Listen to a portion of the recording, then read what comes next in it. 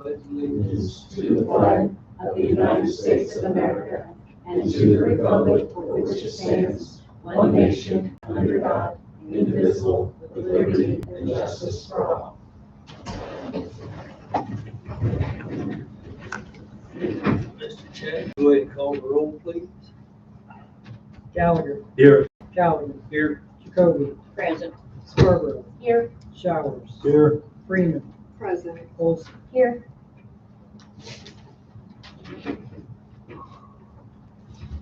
All right, we have a motion to approve the consent agenda. So moved. Second. Second. Any discussion? You should have some additional paper in front of you, if you didn't have enough paper.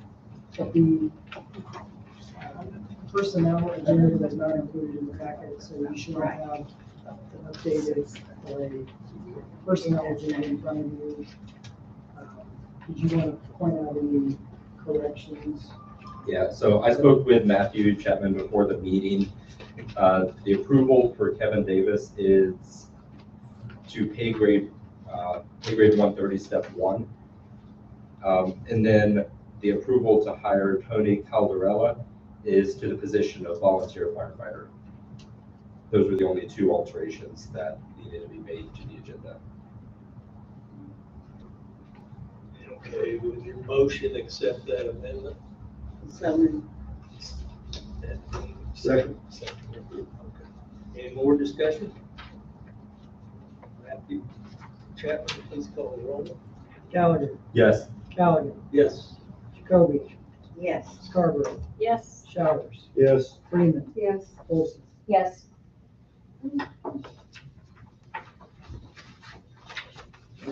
Down to public comments. And Alex, Mr. Toy, would you like to address us from the zoning board? Thank you, Pro Tem Mayor.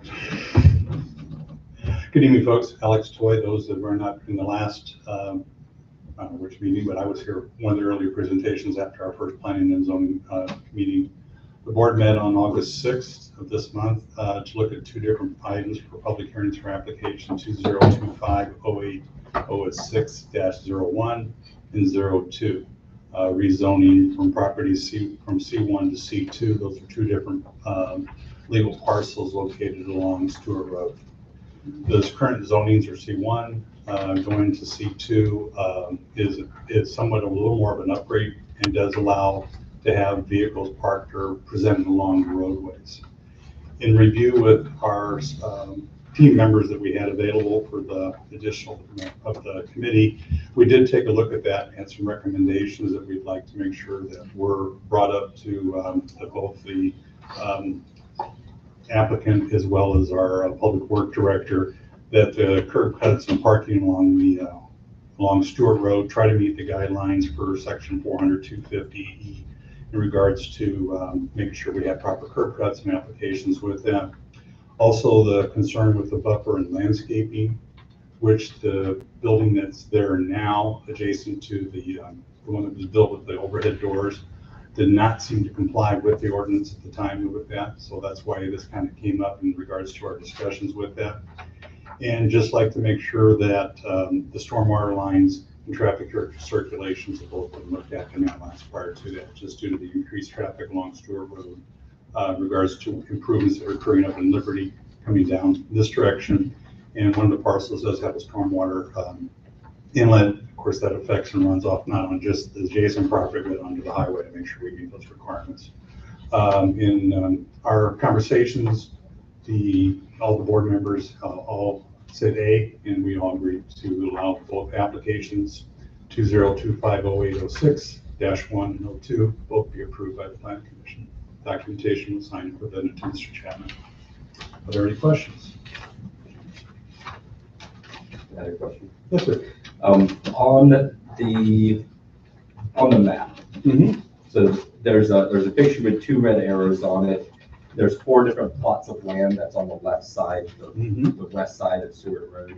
The front lot is like a strip mall style thing. That's so currently like 4 occupancies. That's currently that occupancy. That's currently a C1 zone.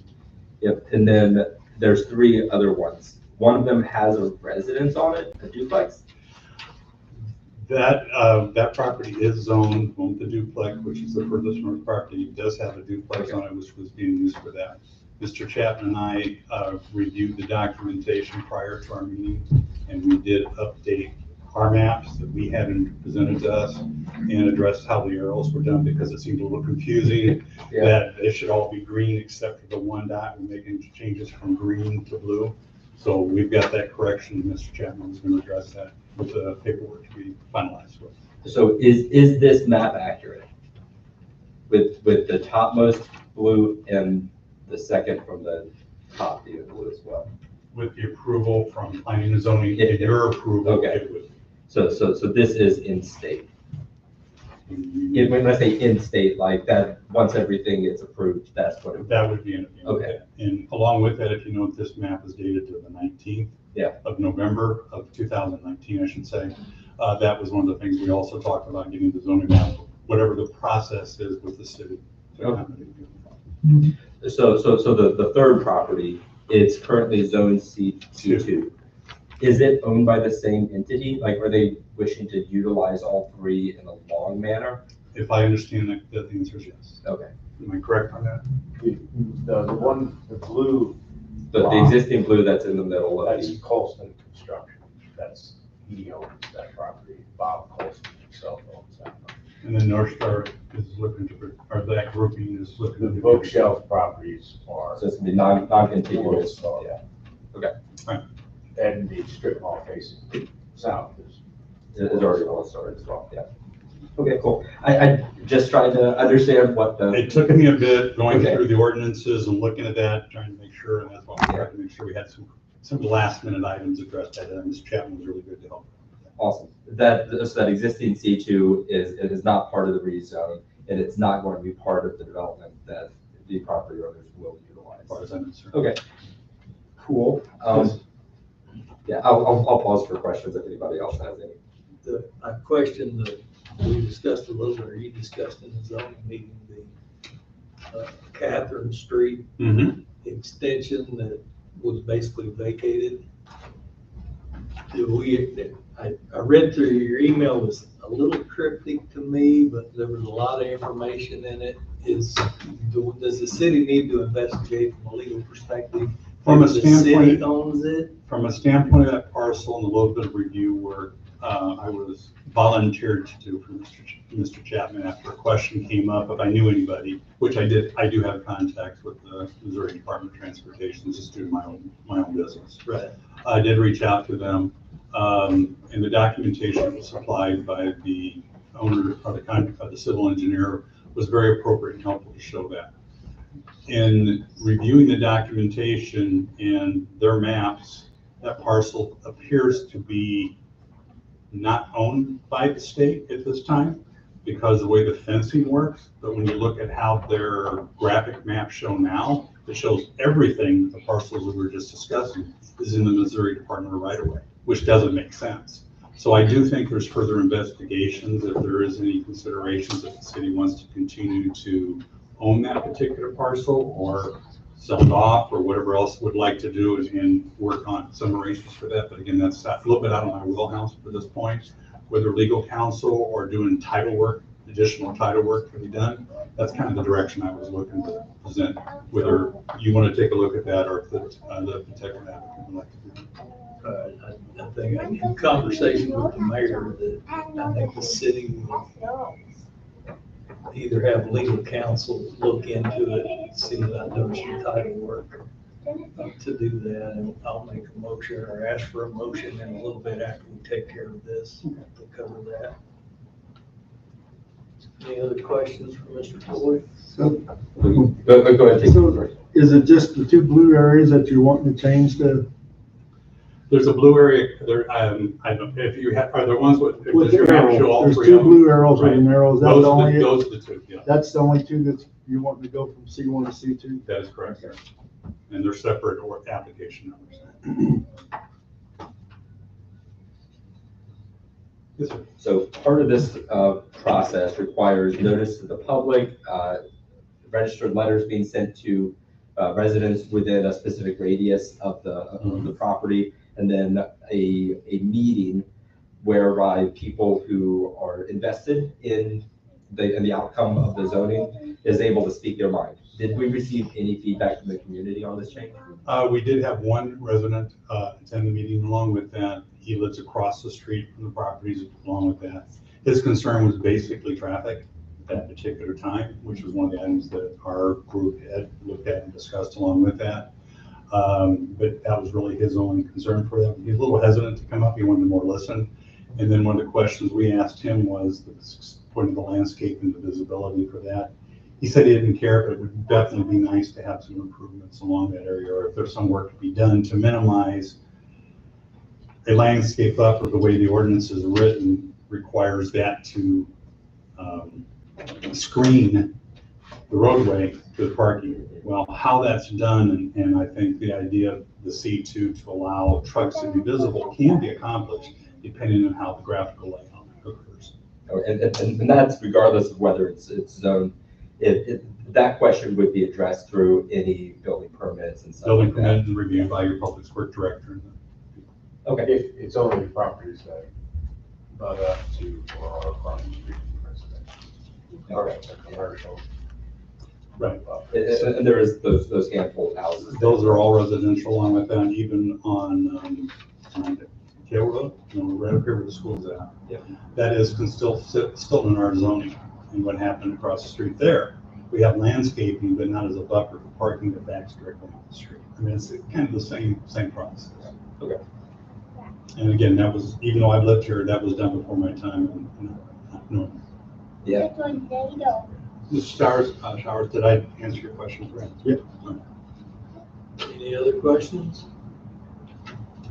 I do. Approximately how long will this process take in the steps? Could you just review the steps that you think are important in one to change the bookshelves zoning and anything else you may have thought of or foresaw in your expertise? From the change in zoning, and I will probably refer to Chris a little bit from this, since I know what the position is. Once we've gone through and our group has already approved, the Planning and Zoning Commission has approved this, it comes to council for your approval. Once that's done, the changes to the zoning, I'm assuming, does occur. Correct on that? So that would be the steps to have the zoning change. The recommendations that our commission asked to be addressed are on record for that, and I'm assuming our council and review of the plans will accommodate that as we move forward. So how long the applicant takes to continue the process, provide plans, as I understand, they have already begun some conceptual concepts. They're having some ideas on that, and whether or not, and we can have the applicant come up, maybe answer additional questions if you're. That would be great. Thank you. All right. Any more questions? All right, thank you, Mr. Coy. You're welcome to be. So you want to go ahead and address council That's fine. how it's written here. So on the agenda, Council Bill 3613 is one of the pieces for the rezoning, for approval of that. Mr. Chapman, read that. An ordinance approving the rezoning application for parcel number 1461300700300 in accordance with chapter 400 zoning regulations of the Pleasant Valley Municipal Code. We have a motion to approve. So moved. Second. Second, any discussion? Mr. Chapman, call the roll. Gallagher, Yes. Callaghan, Yes. Jacoby, Yes. Scarborough, Yes. Showers, Yes. Freeman, Yes. Olson. Yes. Do we need to do a second reading? Okay. Would you read it, please? An ordinance approving the rezoning application for parcel number 1461300700300 in accordance with chapter 400 zoning regulations of the Pleasant Valley Municipal Code. Have a motion? So moved. Dean? Second. Did we get? There's already two others. There's two motions, okay. Yep. Dean first. Yeah, Dean first and Linda second. Any discussion? Clerk call the roll. Gallagher, Yes. Gallagher, Yes. Jacoby, Yes. Scarborough, Yes. Showers, Yes. Freeman, Yes. Olson. Yes. Passed. Move down. Mr. Chapman, would you call, read Council Bill 3614? An ordinance approving the rezoning application for 6908 Stewart Road in accordance with the chapter 400 zoning regulations of the Pleasant Valley Municipal Code. Motion to approve. So moved. Second. Dean, second. Any discussion? I do. I just want to be noted, like, I know that there's a zoning, committee, but it would be like really nice to make sure that we understand the processes, and some approximate timelines, even though it's depending on the company that's owning the land. I just want to make sure that it's clear and that I understand, and if someone comes back in a couple of years wondering what the process is, we've documented it in a way that, yeah. It's all It's all- documented in the process. As far as from when it happened and what happened and the evidence to do it. Okay. Okay, any more discussion? Mr. Chapman, call the roll. Gallagher, Yes. Gallagher, Yes. Jacoby, Yes. Scarborough, Yes. Showers, Yes. Freeman, Yes. Olson. Yes. Motion passed. Do we have a motion to place it on second reading? Dean? Second. Any discussion? I think we need a second reading. Yeah. An ordinance approving the rezoning application for 6908 Stewart Road in accordance with chapter 400 zoning regulations of the Pleasant Valley Municipal Code. Do you need the motion and second again? Yeah. Dean made it. It's ready. Second. Okay, any discussion? Thank you. Clerk call the roll. Gallagher, Yes. Gallagher, Yes. Jacoby, Yes. Scarborough, Yes. Showers, Yes. Freeman, Yes. Olson. Yes. Alright, thank you. Next item on the agenda is mayor comments. Mayor put a little note in the packet for everybody. It was brought up at the last board meeting about changing law firms to the Lawver law, because we have them do a lot of our legal work anyway. And that's all they do is municipality law. And I would like to see a motion that we authorize the mayor to go ahead and make a change that would be, we would notify Withers and Brandt by September 1, at the end of September, be the end of their representation for the city, and we enter into an agreement with Lawver. Do they have anything to discuss on that? I do. Okay. Okay, with the lawsuits we have going on right now, can we change them midstream? Our current legal term, Withers and Brandt, aren't handling those law firms, so that would have no They bearing. have, yeah, but they will be testifying. I don't know that that would have any bearing on it. I would think if they're testifying, they would testify regardless. They will with our insurance. Yes. Yeah, so I would think that us changing law firms wouldn't interfere with them testifying. I don't know. Maybe that's something that would It need doesn't. to be I believe- verified. I believe anybody can be subpoenaed to testify for any lawsuit, so whether they're the attorney of record for the city or not, I don't think that that's relevant. Especially because they're not representing us in that case. Yeah. Or any of those cases. Any more discussion? So, there was a document for City of Pleasant Valley legal fees paid. Mhm. So, I guess I'm just trying to understand the rationale from, I see that we paid over $80,000 to Withers and ATL. And then over the past, from 22 to 2025, we've only paid 15,000 or almost $16,000 a year. I want, are we doing, I'm just trying to see clarity. Why are we transitioning from Withers ATL to Lawver? Is it because of finances, or I just would like to understand the background. My understanding is it's quality representation. We at times have had issues getting response back in the timely fashion from Withers and Brand. And a lot of times their answer is we need to talk to Lawver Law to get an answer. Or we need to talk to MIRMA, or we need to talk to Missouri Municipal League. They're whether unwilling or unable to give us the answers we're inquiring about. So I'm of the opinion, let's just bypass it. Let's go to somebody that specializes in municipal law instead of a firm that most of those partners may be getting ready to retire anyway. So that's good to understand what the issue is. So, thank you. Mm-hmm. And the cost, legal fees paid historically, it's, what we're projecting is not like we will continue to see the same expenses on Lawver, 5,000, 4,000, 3,000.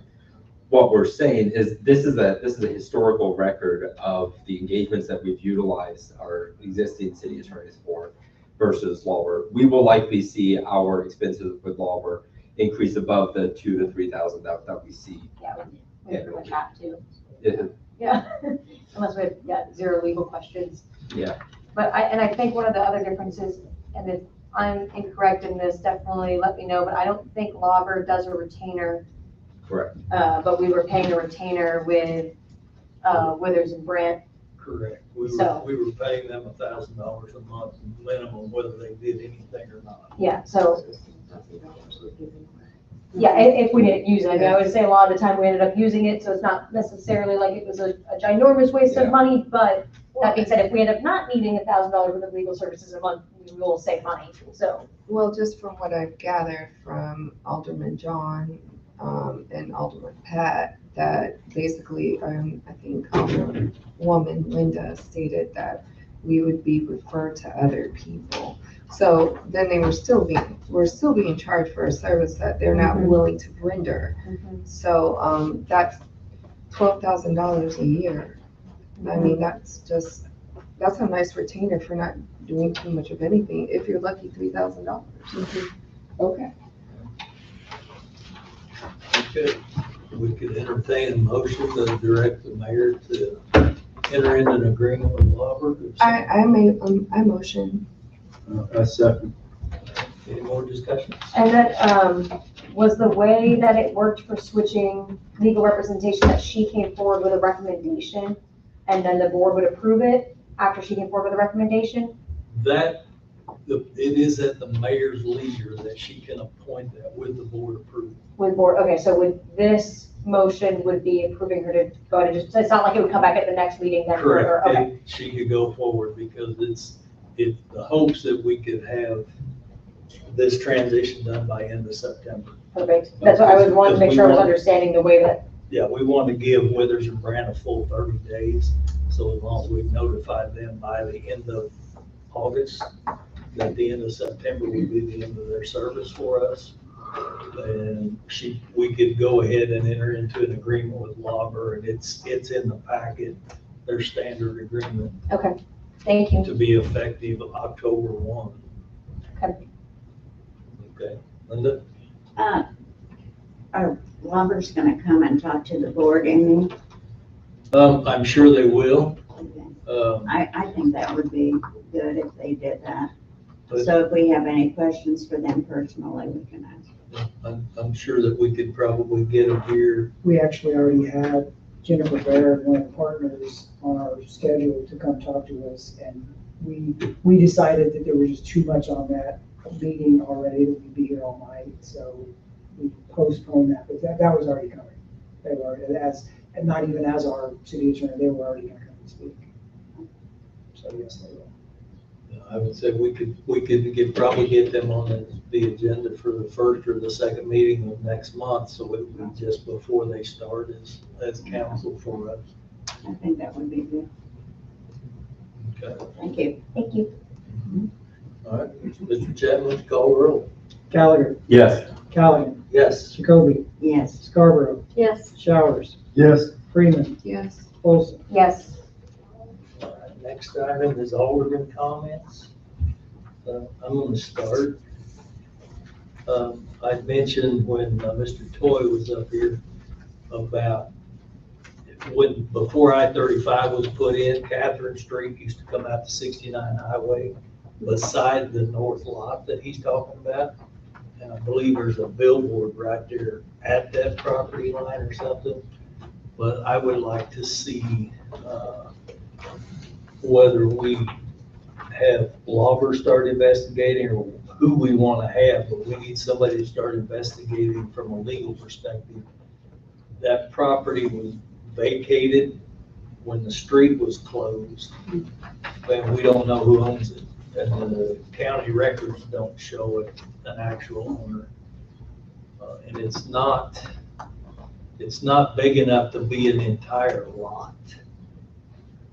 But it's a parcel of ground that we could potentially sell to Star to increase the size of that last lot that he's developing. But we need to find out who owns it first. Yeah, I'm just trying to nail down exactly what property that is. So I see Catherine Road. That is the second street that runs east-west off of Stewart. Right. Are you talking about the west side of Catherine or the east side of Catherine? I'm talking about the west side of Stewart Road, directly across from where Catherine ties in. Okay, You lost your brakes coming out of Catherine, cross over Stewart, you'd be on. and you'd hit that. What we're referring to, you'll see it Yeah. reminiscent gravel and shoddy pavement that used to be the road. Yeah, because it used to go all the way out to 69 Highway before they put the interstate in. And there's a manhole right there too. I just want to make sure. That's essentially just the north of that blue? Yeah. Okay. There's like a triangular piece of land there? Yep. Okay. And they want to capture it for the purposes of putting the parking there on the north side of the structure. And we don't know if it's ours. Correct. Okay. It doesn't show and all. Yeah, and it's, if it is the city's property, we could potentially sell it to Star. Right above that green spot. Or This little. if we find out it's not the city's property, it's not hard to worry about it. It's state right away, and the state owns it now. Because when they put the interstate in, it was vacated, so I don't know. But I think we should have somebody dive in to find out who's the actual owner of that property. All that surrounding property used to be owned by the McDowells.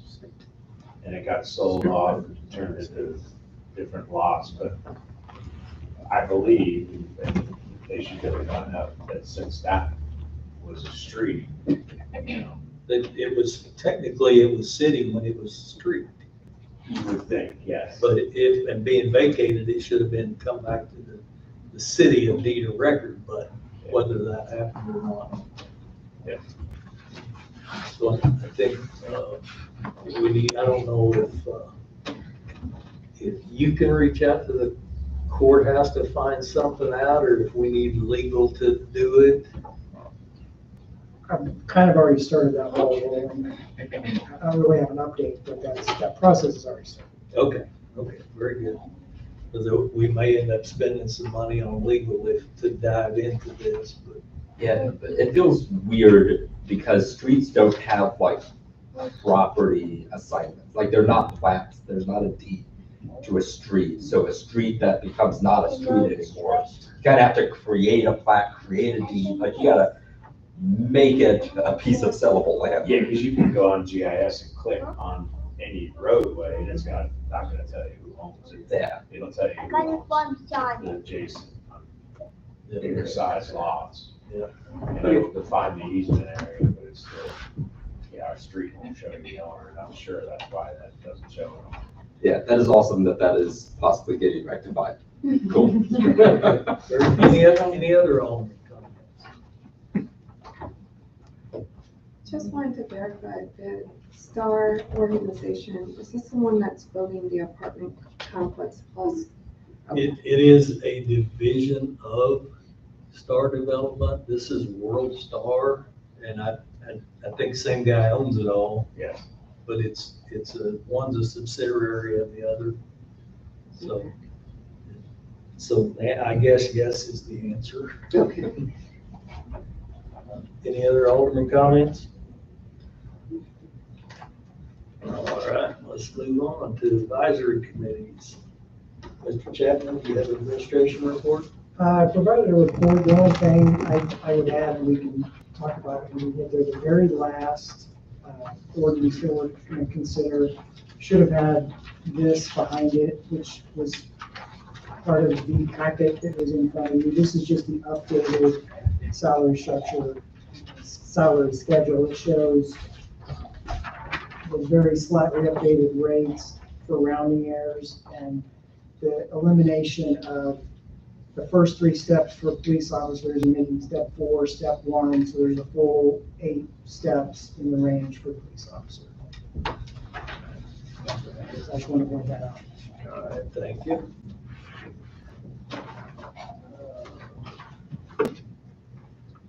Fire report, Chief. I provided a report in the packet.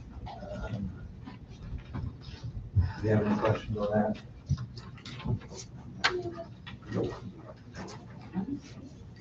And then, as just for kind of informational purposes, Mr. Chapman sent that consortium agreement to the attorneys, and they have some questions, which I returned to Midwest Emergency Academy, and so put them in contact with them, and they can kind of figure out what the wording should be. So I'll just keep you posted. Hurry up and wait on that. Yeah. Very good, thank you. Chief McGinley. What's that for? Gave you the crime report in your packet. Pretty good month again. The only other thing I have for you is just more or less from Mr. Showers here, but 2 or 3 months ago, we conducted a traffic enforcement on Fulton Road at his request. So for a total, we sat there for anywhere along Fulton Road for 16 hours and 52 minutes. Saw a total of 362 cars, stopped 18 of them, and wrote 5 tickets and issued 12 warnings. So a total of 22 cars were over by 10 mile an hour or more. So some numbers for you, but 362 cars total. Other than that. I would like to, now that school is starting back up, there's a lot of school kids that stand down there on that street, and they come flying down through there, and I don't want to see one of those kids get hit and killed or hurt. But I think we really, with school starting, I think we really need to pay attention to that area. Yeah, I agree. But there's a lot of kids down there on that street. I think all over, and as usual, your guys are gonna be out in force for school Yeah, bus. yeah, we pickups. follow school buses around, we try to every morning. Yeah. So. Can you provide an update on the block camera installation? Yeah, so evidently they are having problems getting their equipment in. So right now, we're just at the standstill. 2 of them are up, but they still don't have the 3 up that are going MoDOT. That's just because they can't get their supplies. So they're backlogged on their supplies. So the one right here at the corner is up, and then the other one on together is up. We can see it, we just can't put anything on there because it's not live. Because I didn't want to start charging us until all of them are up. So that's when the year warranty and everything starts. They didn't have any ballpark time, they're looking at 90 days or nothing. No, it should have been done. They can get their stuff. Is it in is it capable of assisting investigations, or is it not reached that level yet? No, we can't record anything. So, we did put something in one of our investigations. We had Liberty put it in for us. That helped us out. Oh, cool. I mean, it's anecdotal, but I drove halfway across the United States over the last week and a half, and in almost every municipality, I saw flock cameras. There's a lot of press about invasions of privacy and its use, the data used on a federal level, being able to assist in immigrations or for federal investigations. But at a local level for us, I think it's a tremendous tool for law enforcement. So I think once it becomes live, I know we talked about, we have procedures set in place to help protect and limit invasions of privacy and audit the proper usage of the system. I would like to hear some of the success stories that we hear, or that we have in the city, how it's helped us in our investigations, how many cases have been closed because of it, anecdotal stories of how it's used in action. Hopefully they'll get installed soon. Sergeant Heckman is itching to use it. He's taken over a lot of our investigations, so he's itching to use it. Cool. Thank you, Chief. I watch a lot of crime shows, and one of them, CWE, where they use a lot of cameras, and that show solved cases. 2 episodes here recently that I saw, both involved using hey, I know that. Kansas City's supposedly getting them too, so that. Who is? Kansas City. Kansas City. So they'll put a gun shop. Yeah. So, good, hopefully ours will come in, they'll get them put up before they start on that. Yeah. All right, thank you, Chief. Mr. Drunk? So my report included the information on the laptop to be used primarily for GIS. So I was just,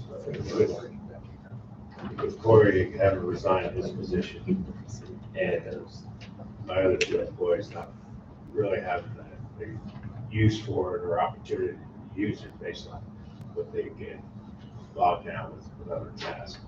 At this time, I was just going to ask for 1 laptop, take it in, get it rolling, go through the learning process, which I think will be fairly easy. The laptop itself is under $1,000, so, but the licensing and the field worker license and all that pushes it over that, so that requires board approval.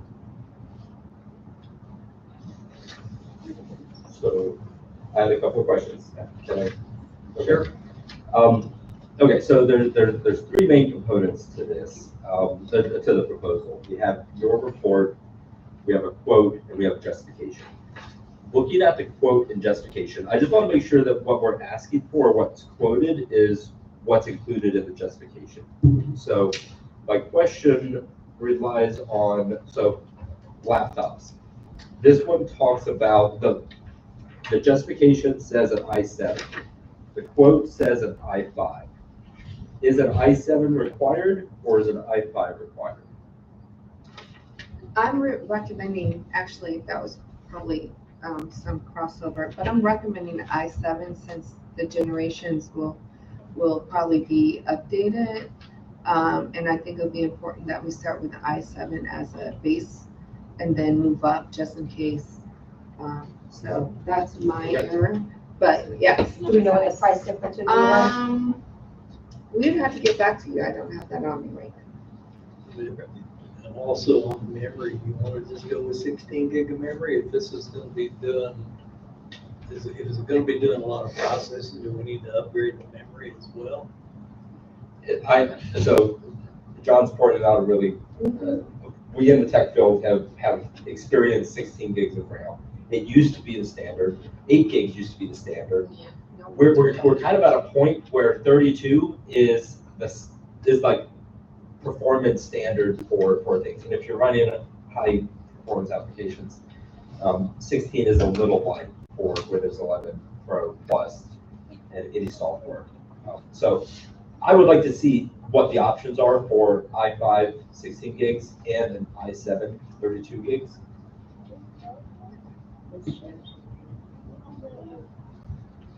Sorry, what's that? And I also feel, Yeah, but Mr. what we're Conti- asking for is just to see the i7. Yeah. We don't have the i7 options. Yeah.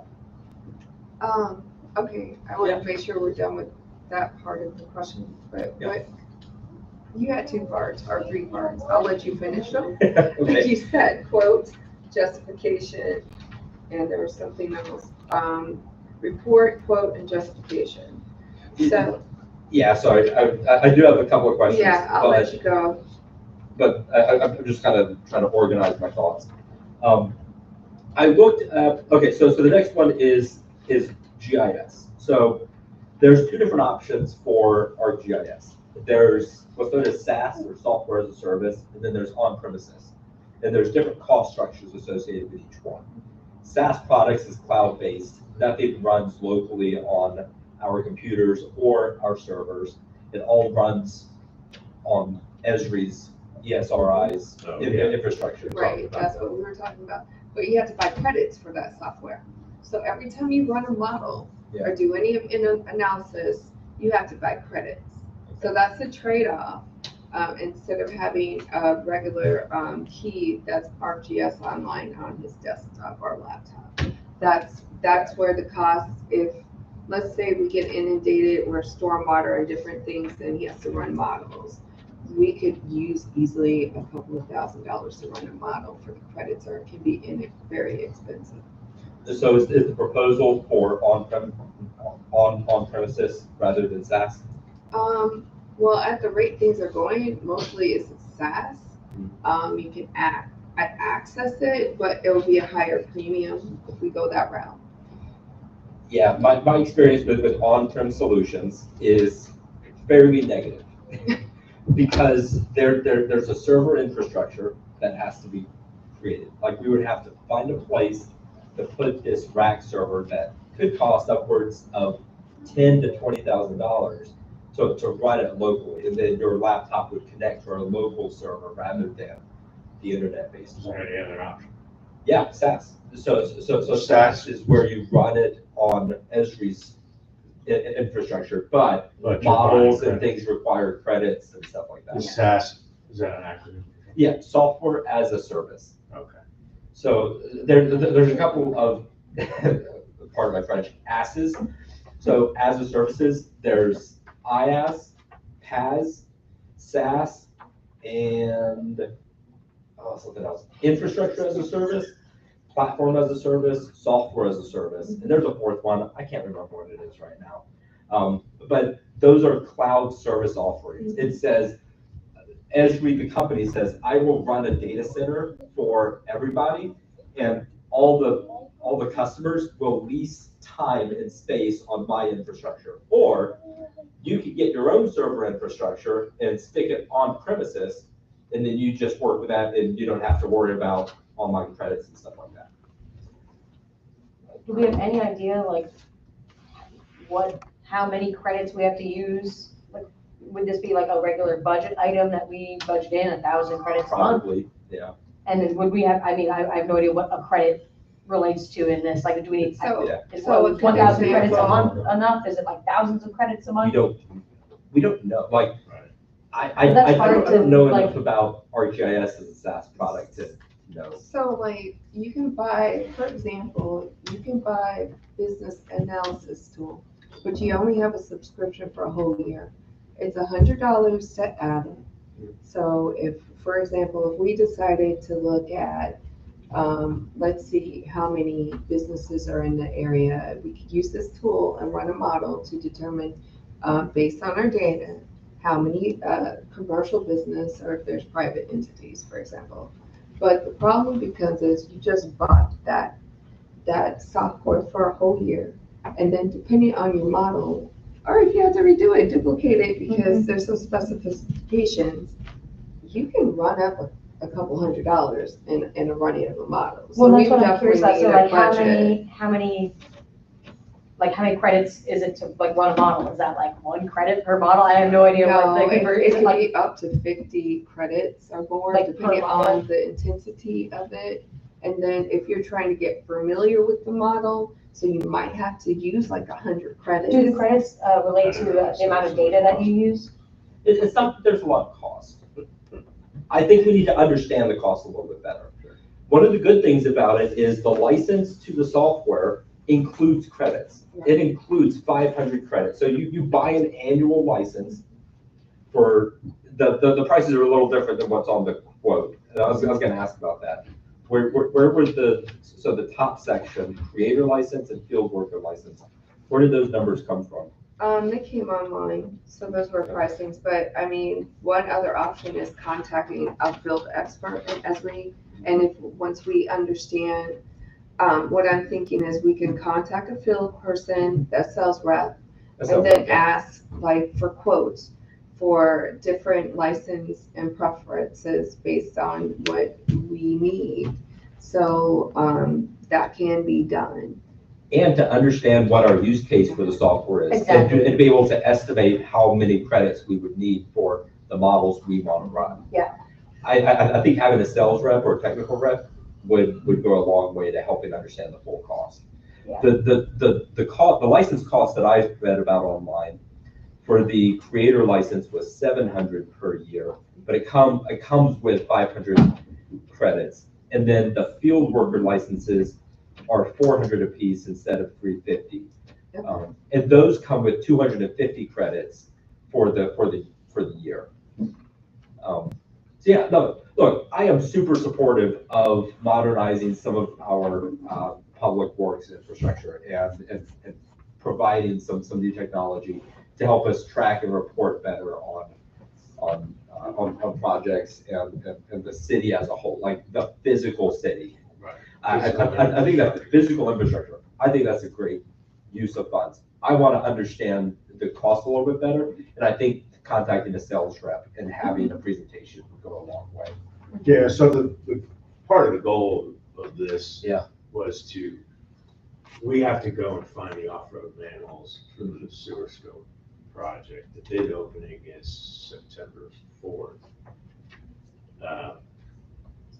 And obviously the goal was to be able to identify where the manholes are in that section of the city that we're doing, and then map them, or, GIS them, and not have to ever do it again. Yeah. But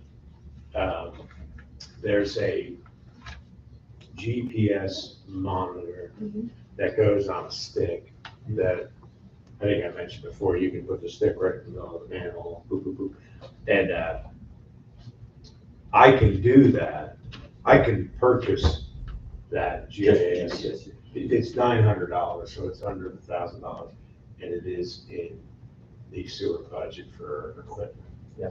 There's $1,000 in there, so I can get that, and I can go ahead and identify those manholes, and then they can be entered into this, later on. So, but the purpose, like I said, was to capture that information and, and not have to do it after the fact.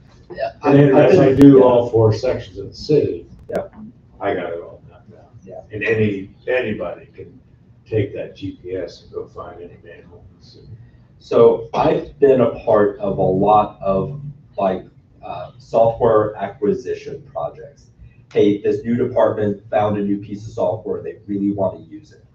I've seen them go really well. I've also seen them go really poorly, where we spend a bunch of money and they become paperweights because we don't know how to use the software. We didn't anticipate this or that or the other. I want to make sure that when we purchase a platform, a software like this, we have all of that mapped out before we get. Yeah, and obviously then we're using it to its full capability. Absolutely. Uh, I don't want them to be paperweights. I want us to actually utilize them. And and have a you guys, realistic budget of what it'll look like, not only as a one-time cost, but as a reoccurring cost. And know that we have that budgeted properly, because otherwise we have that same problem. Well, we didn't realize it was gonna cost so much just to use the software with these credits, so now we can't really use it because we're way over budget or something. So that's where if we can have a really good, clear and I understanding. mean, yeah, and I mean SAS and, what is it? Gigs, I kind of know what gigs are. You know, all that, I mean, honestly, that's like 400 million. It's probably not to you. I know it's not to you. Obviously, I know it's not to you.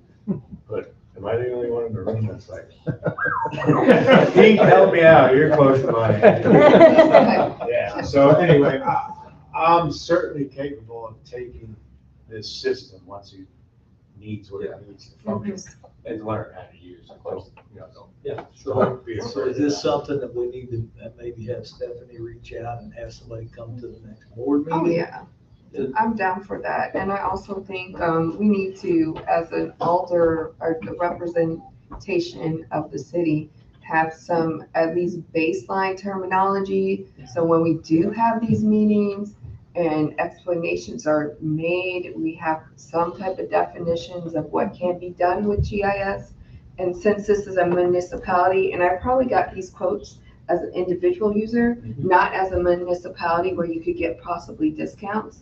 So that's the other thing we need to ensure that we have the specs, reoccurring costs, and making sure if Mr. Conkey needs help identifying what type of modeling and analysis, because it's fine to have a GPS unit where you can take your coordinates.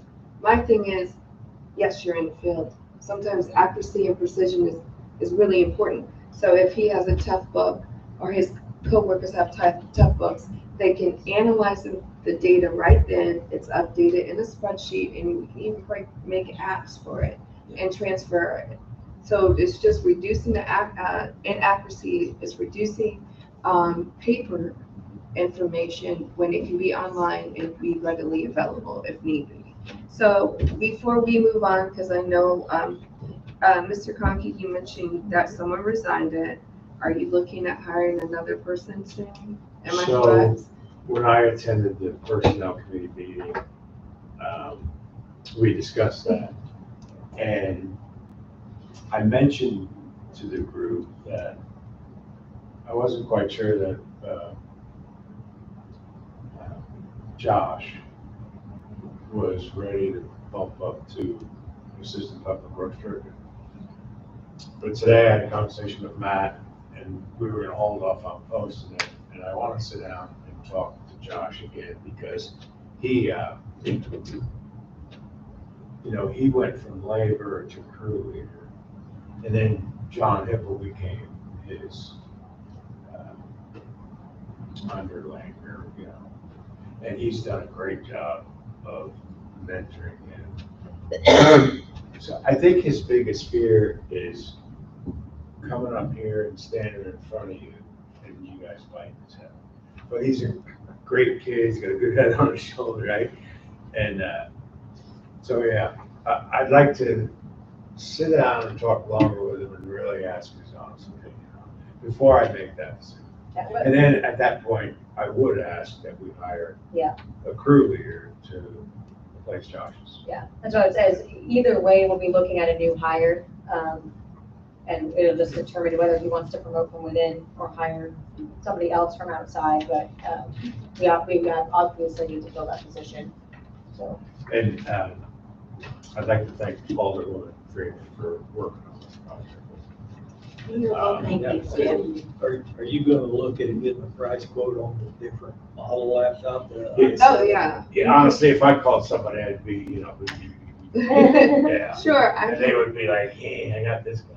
Yeah. So, sure, I can Something schedule an up. appointment and reach out to an SB rep. There has to be one here and look at costs and of computers and stuff like that, because ultimately what I would like for us to have as a city, we have a baseline that's advanced, so if there's any other updates like Windows 11, 2050 or whatever, we at least have the tools that can sustain us and that Mr. Conkey and his team can use. I'll definitely look into that. I think that's another benefit of going with an i7 processor base as opposed to an i5.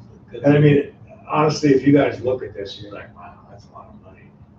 We can still put our tick spray on and walk around fine. I was also gonna use it for the storm inlets, which is something you send to DNR every year in the MS4 report. We have it on a physical map right now. We don't, I'd have to hand you the map and you'd have to get your walking stick and trump it. But if you guys are like, whoa, this is too expensive, I'm not gonna cry and. I think we on need the to way get home for valid current prices of what we're looking at, so. Well, I think the other thing is I'm very concerned because when I worked for a forest agency, we had 1900 maps. If there was a flash flood, a fire, we would lose all that amazing data about the history of that forest. Fortunately, we have the storm inlet map in two different But what places. I'm saying is we need to scan those paper maps, which might be another task. And then the other thing is, yes, we can have these coordinates, but we need to have them in a container to ensure that we can reference it and it's backed up. So those are the things I'm envisioning and wanting to get guidance from our core to ensure that our data is mapped. So there was a conversation a couple of weeks ago or a month ago requesting that we needed to know the difference between private residents and commercial residents sidewalks and driveways. Now, with having software like this and knowing what Mr. Conkey and his team needs, and that's something I don't mind scheduling time again with Mr. Conkey to determine what type of analysis. So when we do have that conversation, if this should ever have to get, I need the commercial and the business and blah, blah, blah, driveways and sidewalks, we could possibly use LiDAR, which is remote sensing data. You can use that data to calculate different things online instead of going out in the field. And we can confirm and reference it in the fields if need be. So that's where I'm envisioning this. I know it's a lot. And I think this is the first step. If we get the equipment and the software, then we can expand beyond that. Going forward. Just real quick, the last thing I had was regarding to the sewer scope. We have had 11 contractors reach out to Drexel, which holds the plan, the bid documents for the sewer project. 11 contractors have asked for the bid information. You always want, the more people you have bid the job, usually the lower the overall price is. Now, some of those, that doesn't mean 11 people are going to submit bids, but they've at least reached out for the bid information. Some of them are Iowa. I think 5 of them were out of state. Iowa, Illinois, close, but not, Missouri, a couple of Kansas. So we'll see. The bid opening, like I said, is September 4th. That's all I have. Okay, very good. Mr. Gallagher? Yeah, I'm hoping not to do the typical Patrick thing, but I have like 4 more bullet points on this. I'll try to speed through it really fast, but the only reason I want to do it now is because I want to make sure that when you come back to us, we have this article. Okay, like I said, speed is the name of the game. So on the justification, the second paragraph is GPS units, high accuracy. Is that part of the quote? I think that piece is missing from the quote. I see. Because he was referencing only what he was going to purchase. And he kept saying that, but if there is an option to get additional GPS, because what I'm understanding, he can buy a mount that can connect to a GPS unit. And we might need multiple ones just in case one breaks. So Is I will that the do a quote. $900? Is that the $900 unit that Chris Frank mentioned? I think that's actually the laptop, so. Is it the laptop? No, Oh, no, you mentioned it, that you can purchase a GPS like Oh, I'm sorry. staking thing. Yeah. Yeah, we need GPS. some, I don't know what year his GPS units are, but we need, I mean, I can reach out to a GPS company, a reputable one, to get GPS that connects with the Esri software if we should go with that. Okay. The next thing that I mentioned was, or the next point that I wanted to make was the laptop model that's listed, 5440, that is not rugged. I see that we have a laptop case that is also part of this, but the 5440 is like the laptop that's sitting next to you. Like, you do not necessarily want to be taking that outside of a vehicle Okay. or something like that. Yeah, one drop is done. One drop and it's done kind of thing. Okay, so we really need a rugged case. So it's not a rugged case, it's a rugged chassis, like the actual laptop model is a rugged model. Okay, could you And- send and me those- that yeah, information absolutely. on that? I've deployed multiple Dell rugged models. Okay, Base price for the entry level is probably about $2,200. okay, But the entire chassis is rugged. Okay. And I've dropped this thing a couple of times, and Well, it's still chugging. There's not really the need for the case besides that, other than Probably. waterproofing, and we Yeah. don't want you playing with it in the rain anyway. Yeah. When you get one that's rugged or one that isn't. And then my Case. my final point is, so we're getting a hold of sales rep / technical rep to help us from the software side. right, We are not the only and first municipality looking at this software. Let's also get what other municipalities, other public works department who do use this software, what their experience is. Like maybe Gladstone Public Works. or And it may Liberty be on County. a pre-approved. It might be on a vendor, yeah. But get their experience. What do you use it for? How does the public access it? What information do you gather? How much does it cost you? Things like that would probably help us as well. So not just from the vendor, but from other municipalities. If you want, I can research that. for you, okay, that's awesome. Because Okay, they're, great. I'm just reaching out to them and they're telling me what they like. Okay. I don't have to get into, Thank you for humoring me. That's what. It's, That's it. it's not humor, these are good guidelines so that, everyone can be, and then I want to at least, if we can, if it's not pre-recorded, or someone that comes can do like a 10-15 minute overview of the software. Yeah, if the sales rep can give us an overview and then take questions, that'd be great. good deal. Okay, anything else for me? Thank you, Mr. Croft. Thank you. Personnel Committee, I accidentally did not give you guys the personnel committee report, but I will just fill you in. Most of it is in this bill anyway, the bill 3612. But obviously hiring, terminations, promotions were included in the consent agenda, reflect the recommendations of personnel committee. And then I just wanted to give a little bit of detail about the bill that we have. So that's bill number 3612. It is the recommendation of the personnel committee to approve this bill. So a little bit of background is, it's about 2 years ago that the police officers were moved to that step 4 as the starting, Yeah, March of 23. March of 23. So the board had moved to start police officers at step 4 about 2 years ago. So now new police officers start at step 4, but we never moved that step 4 to step 1. So if somebody starts at step 4, they can only move up 4 steps and then they're tapped out. They don't have anywhere to go. As well as if they start at a higher pay rate because of the lateral pay that they have, so somebody with a lot of experience, they could be starting at the top of the scale and then have no incentive to move up. So we think it's important to make sure that we have a really good incentive for them to stay with us.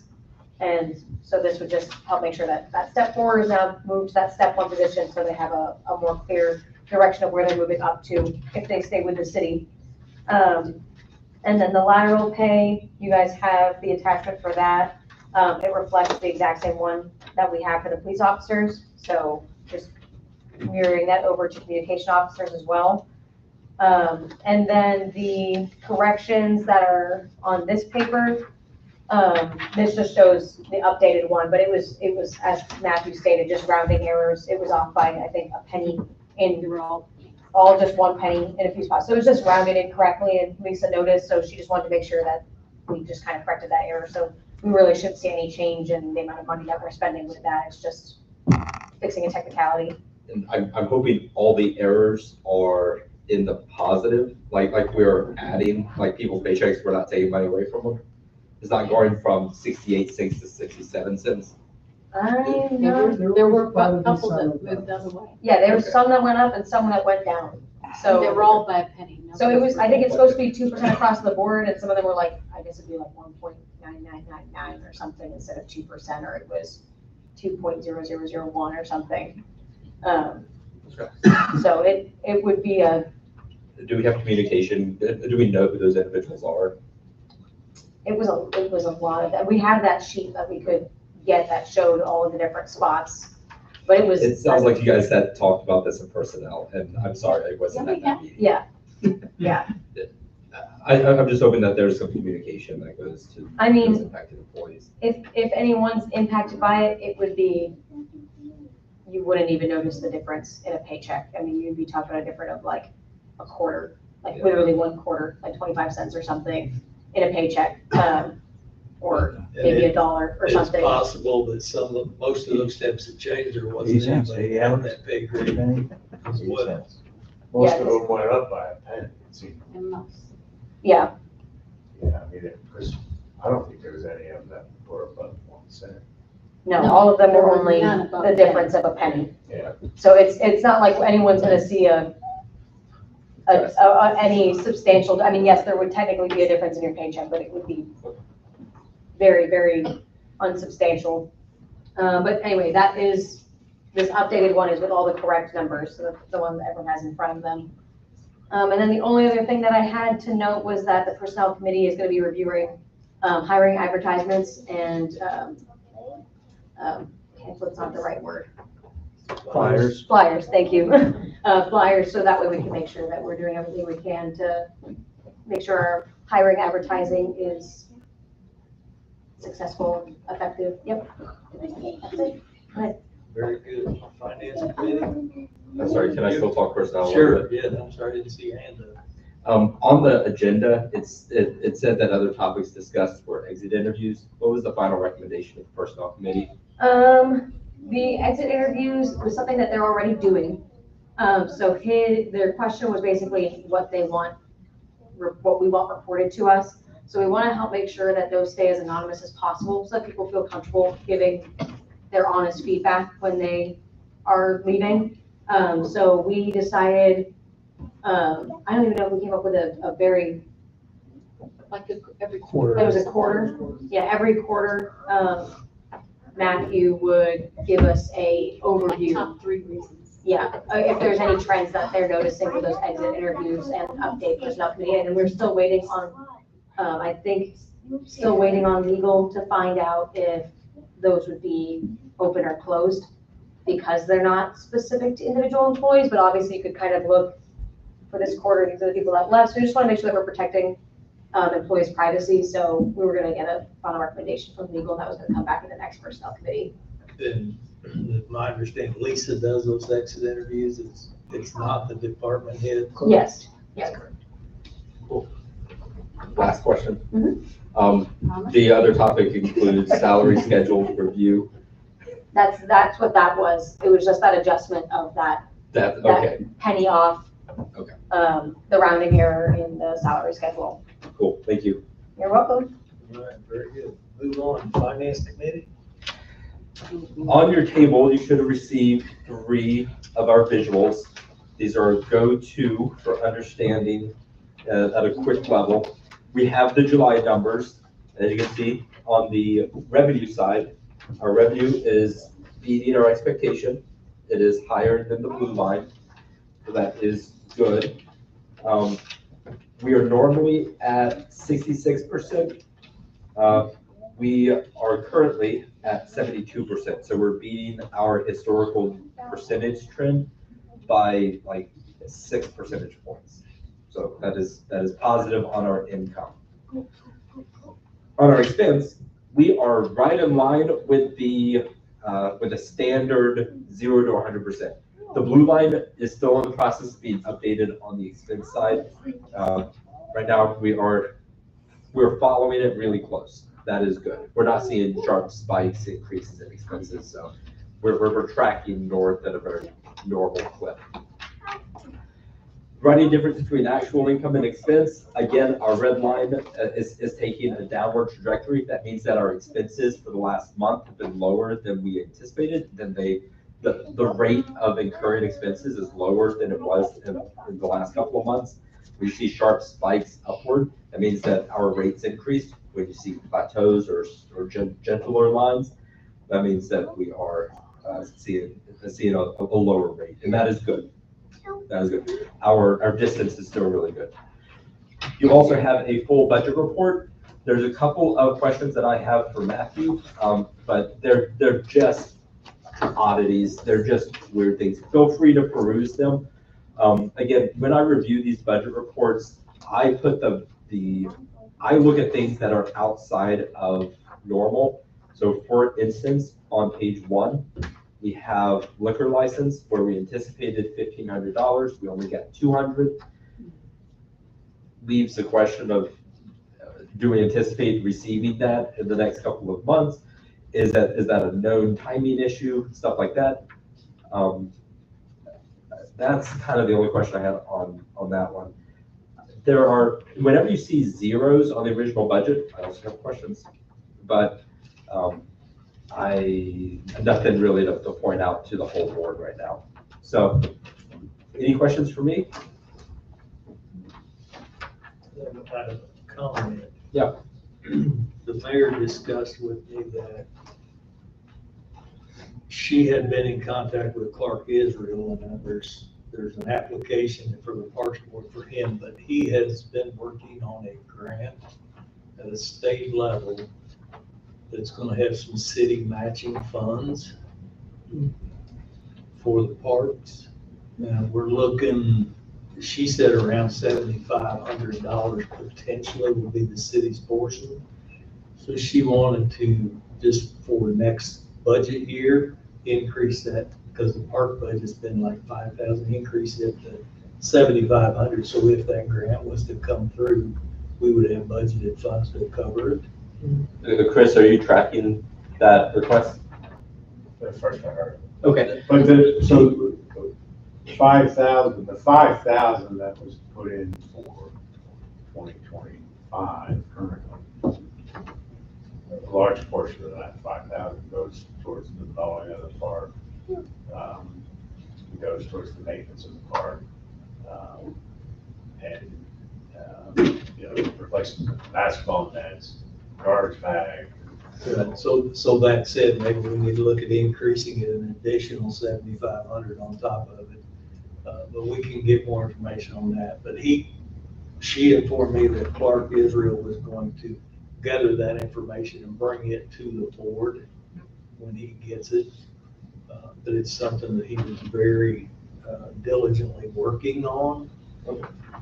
Have you met with him, Stephanie? I met with him a couple of months ago, and we briefly talked about objectives. So I was going to talk about some of that stuff in new business, but yeah, he mentioned he was a grant writer, but I didn't, I was not aware that he was applying for a $7,500 grant that was matching funds.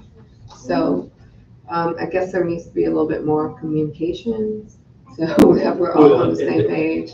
That's it, because the mayor wasn't aware he had done it either. So that's it, but. Has the application already been made?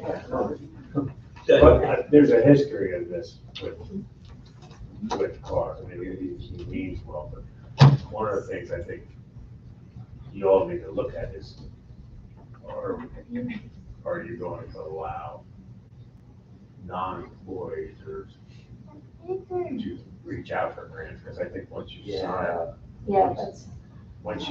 sign that line, you're committed to the. Yeah, that's what. If he signs it on his own without the bequest of the city, then he's liable. not the city. He may not know that. He He should should. know that because we've ran. I definitely have questions about how that works. If we get a grant, where then we're automatically obligated to have spend an extra $7,500 on the parks. Well, so this will go back to when he brings what he's gathered Yeah. back to the board, so we can discuss it in great depth at that time. So I think this is, since we're jumping into something, I want to wait until new business unless we're done with finance All right, let's, to continue this discussion. I've got one more quick thing.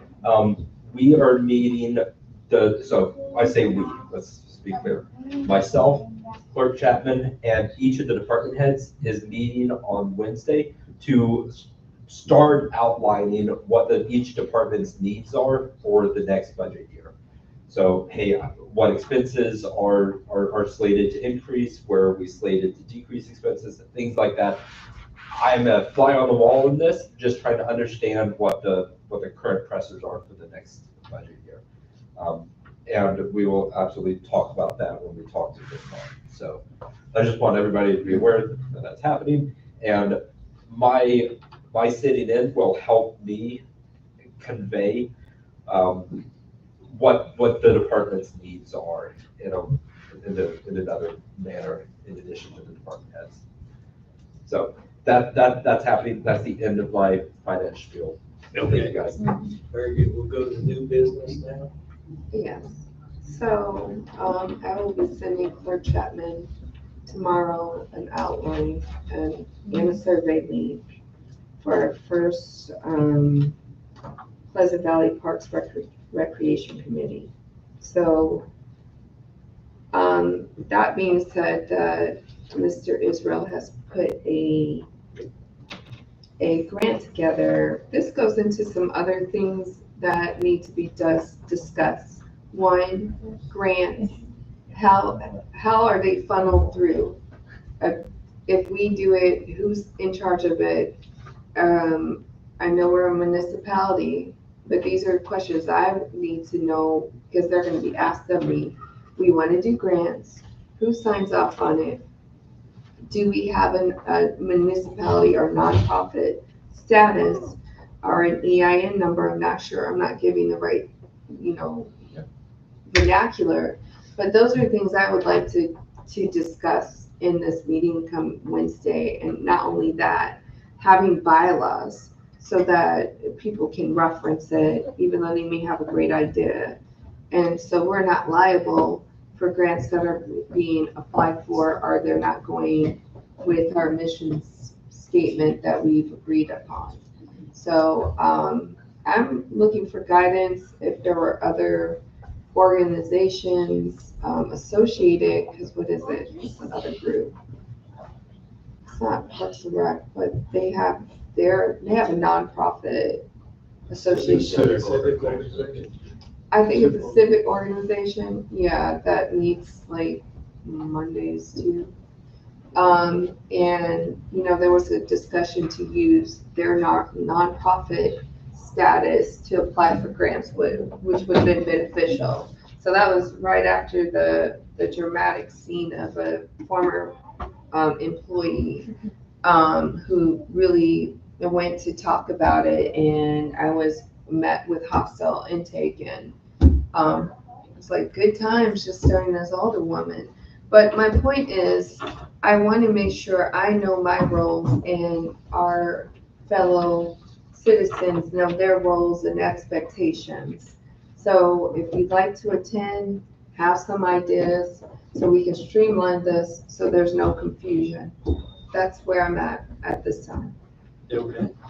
So is this part of the park board? Like, are your questions in line with the roles, responsibilities, duties, processes, expectations of the park board?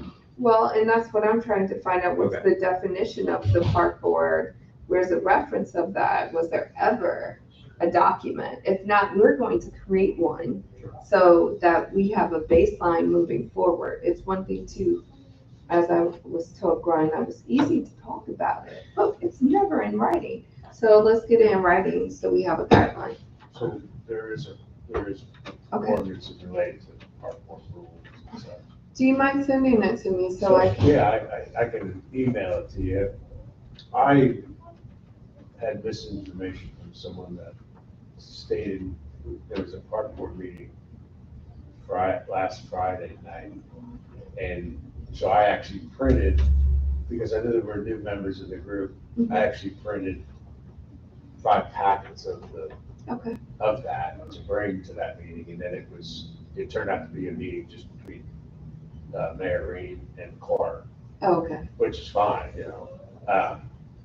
Well, I think But that's I'll email it to you tomorrow. okay, that sounds or good. Tonight, yeah. And Mike, you can review it, and Yeah. then the next meeting, I can bring it as well, if Yeah. you want me to attend that. meeting. yeah, it's this Wednesday at 6 here. Yes. Yeah, I Um, have that in mind. Yeah, so I mean, there's a miscommunication with the mayor, saying that it was a couple of weeks ago when I scheduled it for the 20th. So I just want to make sure we're transparent and there's no confusion, because that doesn't give me a good impression to other people that things are being changed and things are being communicated to the mayor, that she's having the meetings with certain people, but I'm not aware of that. So, just transparency. If I could just add one thing, real quick, sorry. Some of the things that would come up too, would be,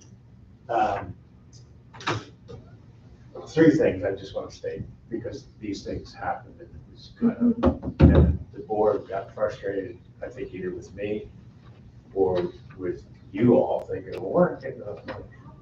One thing was, they wanted to put a banner on the pedestrian bridge that crosses the highway, which is not owned by us, it's owned and maintained by MoDOT. And MoDOT has very strict rules about that, you know, picture the banner detaching from the chain link fence and landing across the windshield of somebody, you know. And then another thing was, the idea came up to have hot air balloon rides at Day in the Park. And so when I reached out to Murrah, they were like, not only no, but hell no. Liability. Real quick, Chris, did you say this was the park board This is the park board that brought this up bringing to you? Okay, recommendations to a park meeting. got you, thank you. And so, and then some things would come up with, well, I was looking through this catalog of playground equipment, and they had this apparatus for $5,000. So we're gonna ask for $5,000 to buy that piece of apparatus. So then I would say, okay, where are you gonna put it back there, number one? Number two, there's strict rules on parks for management liability.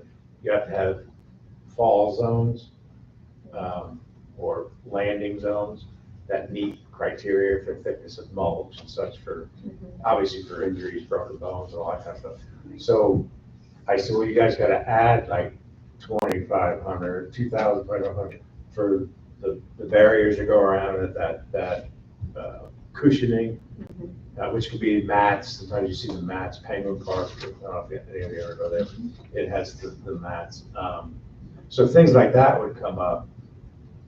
And literally in the meeting, someone will be like, oh, well, we can't do anything, you know, and it's like, well, we can do just about anything that the board deems is within budget, but we have to follow certain rules. So anyway, just some things that. I appreciate the background. I still feel like, Clerk Matthew, if there's any information of how grants were done before, and if there's an EIN, it would be important, some number referencing. Secondly, Mr. Conkey, could you please send me like a history of what was done, and if there's a budget, because then that gives me a better baseline of things. A budget for the parks? For the parks, if Yeah, there is a budget. It's in the city budget. Okay. A lot of this kind of stuff, you can go to City Hall, and sometimes this stuff is a sunshine request, but it's basically, most of this stuff is all just public information. So if you go to Matthew, he's our keeper of records, so he's the one who you have questions about, previous, grants that have been passed, and then you just come up here to City Hall and make a record request. And I think the bigger thing is, do we have for parks a nonprofit status to apply for things? I don't believe. So that might be a discussion point, Clerk Matthew, that you can look into how we can get a status, since the other group didn't want to partner in any capacity with raising funds. So I think that's very important. So there's at least a nonprofit status that we can work under the umbrella of the municipality. I may be wrong, but I don't think the city's allowed to have that.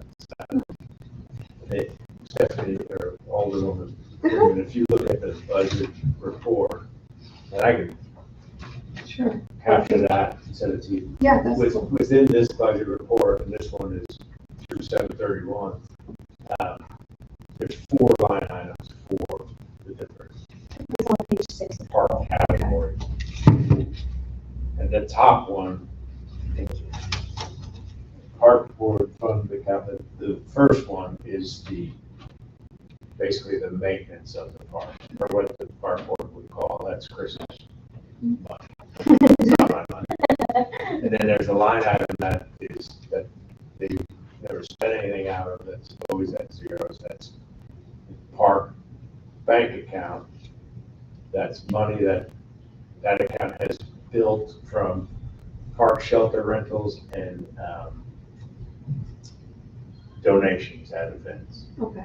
And then there's Day in the Park, Mayor Tree Lighting, which those were established just for those events. Those events might change. There's, or be eliminated, or, it's all up to you guys. Cool, but I still would like to know Yeah. if we could have a nonprofit status or municipal status to apply for grants under the umbrella of Pleasant Valley. I mean, I know there are people who have nonprofits, but then we need to either do an ordinance or something that, can house that. So that's a further discussion and research that's needed. I think it's murky if we have a nonprofit that is tied directly to a board. And that board is composed of elected members. Yeah. Like, I don't know that there's a way around that. Probably bond. Yeah. So that's where I'm inquiring on the Yeah. status of things, so how to move, so we're not in murky waters and we're not in riptides. There was just one more thing. Okay. Clark had been pursuing a grant for, in what is the park on the straightaway here. He wanted to have a tree planted in that park from each one of the 50 states, which we're not quite sure, some of them, Can survive it. Yeah. Florida. I know they're gonna palm tree in So it was- Missouri. but then he was gonna branch out and reach out to the owners of the businesses, business parks, and go around and collect money from them. And it's my understanding that a park board member or a road and street committee member are absolutely not allowed to apply for a grant on the city's behalf, nor are they allowed to collect money for those types of entities. So that project got shut down. And again, I'm not knocking a guy for trying to improve things or make things better, but it's just, you gotta follow the rules. Yeah. We'll see if Clerk Chapman can get an answer to whether we can have a nonprofit status or not for you. Okay. Do we need to approve this application for Clark Israel for Parks Board member? And it's my understanding that you still need one additional Parks Board member Yes. because you don't count as a member when you're on the board. So if anybody knows anybody else that would be interested,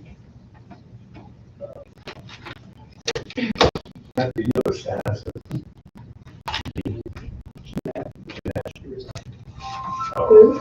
Jeanette Evans. Who? Jeanette Evans. she was on the park board for a year. So then who's currently on? Jim Gallagher. I think that's it. I think that's it. Who is it? You? And you're the alderman Yep. representative. You're the city representative. And I've been an advisor. All right, so there are a couple of people, I will reach out to them because I Oh, want and them. now Clark. Well, so that's two, we need three more. I met a couple of people. I think we need a minimum of 3. Okay, so there's two more people that I can go. Well, yeah, if you could. Have more the emails better For a non-paid position. I just hope that people on the Parks Board understand that they can't be writing and applying for grants for the city without like our knowledge. Like, they can think of any other grant that any other department applies for. We have public works grants, we have police, we have fire grants. All of those are like, they talk to the board about it before signing the dotted line. Hey, can I go do this? Can I go get ballistic vests for 50% match, stuff like that? Yeah, I hope that Clark understands that. I mean, that's why I wanted, if we have to do an addendum to the bylaws, that it's clearly stated. Yeah.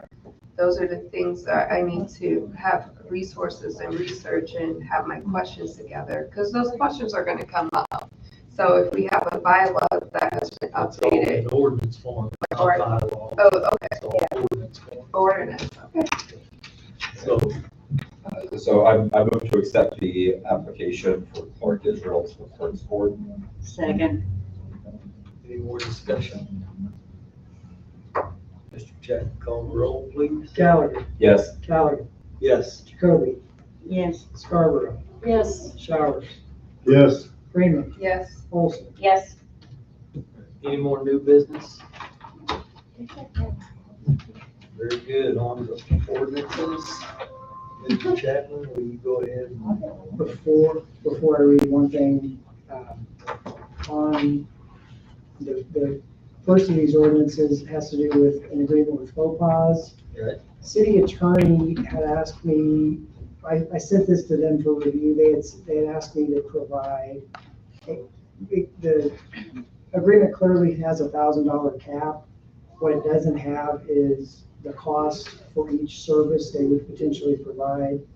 And I was confident I would have that, so I included that. If the board would like to table it until I have a schedule behind it of the fees, we can do that.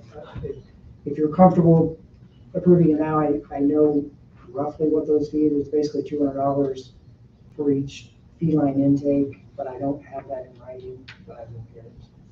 So I will bring that to the board.